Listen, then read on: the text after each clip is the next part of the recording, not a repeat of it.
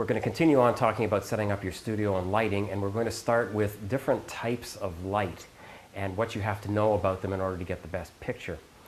We've got a few different types of light. We can start off with sunlight or daylight. Then we've got your studio strobe, which closely mimics daylight conditions. Light is measured in degrees Kelvin.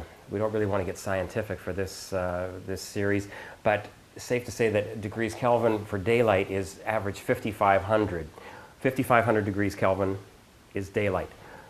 These strobe lights are balanced for daylight. They too emit a light temperature of 5,500 degrees Kelvin.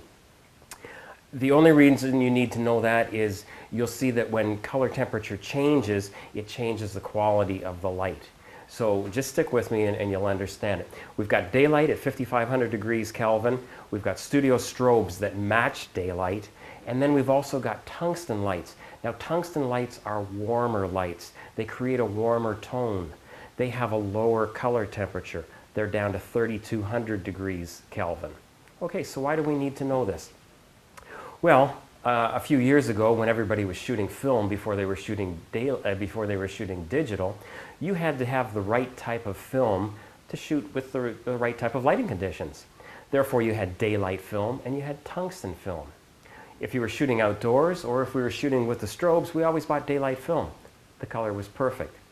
But as soon as you introduce tungsten lights, if you shoot with daylight film, you're going to get a warm tone because it has a lower color temperature. Now you say, okay, so I'm shooting digital. Why do I need to know this? Because it will affect your digital picture as well.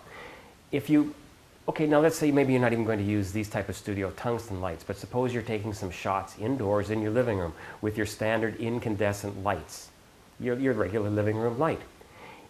If you set your camera up and you take a shot using just this lighting, chances are good it will have a warm cast to it, almost like an orangey tone or a warm sepia tone.